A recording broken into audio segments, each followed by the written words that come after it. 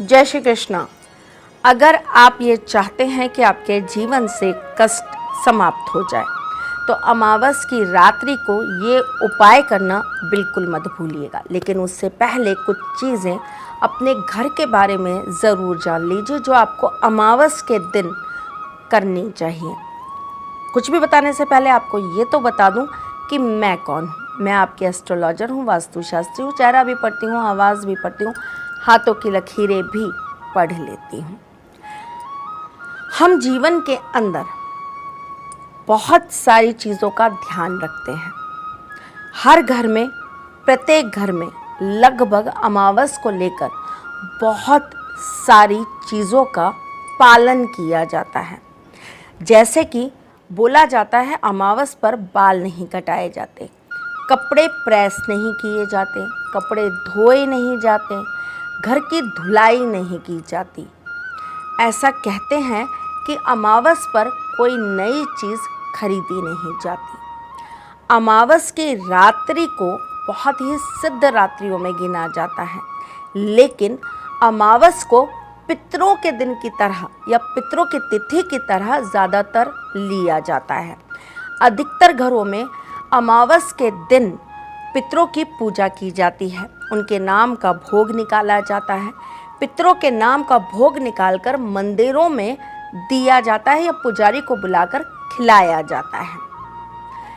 अमावस के दिन अगर आप अपने पितरों के नाम से दूध से बनी कोई भी मिठाई गरीब व्यक्तियों में बांटते हैं तो पितरों का आशीर्वाद आपको प्राप्त होता है।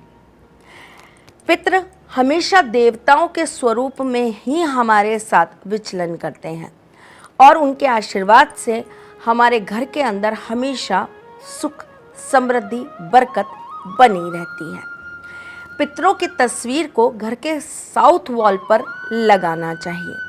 अमावस के दिन सुबह प्रातः उठकर गंगा जल का छिड़काव करके उनकी तस्वीर को अच्छी से पोंछकर अगर आप हार चढ़ाते हैं, उस हार को या तो बदल दीजिए, नहीं तो अच्छी से धोकर वापस से उन्हें पहना दीजिए। चंदन का टीका लगाइए और साथ में उनकी तस्वीर के नीचे धूप, बत्ती और दीपक जलाना बिल्कुल मत भूलिए। एक और विशेष चीज़ जो मैं आपको बताने जा रही हूँ, अमावस पे अगर आप मोगरे के फूल चढ़ा देते हैं तो पितृ हमेशा घर के अंदर सुख, शांति का आशीर्वाद देते हैं।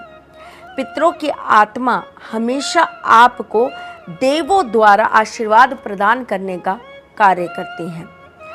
अमावस की रात्रि को अगर आप ये कुछ चीज़ों का नियम से पालन कर लेते हैं तो आपके घर में हमेशा बरकत बनी रहती है।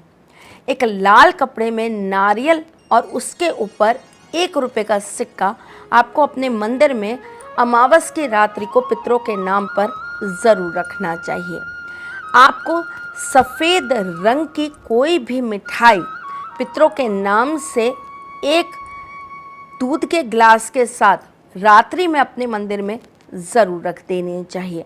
अगले दिन आप ये किसी गरीब को दे सकते हैं ताकि वो उसको भोग कर ले। जो नारियल आप रखते हैं उसे आप जाकर किसी भी पेड़ के नीचे रख आइए।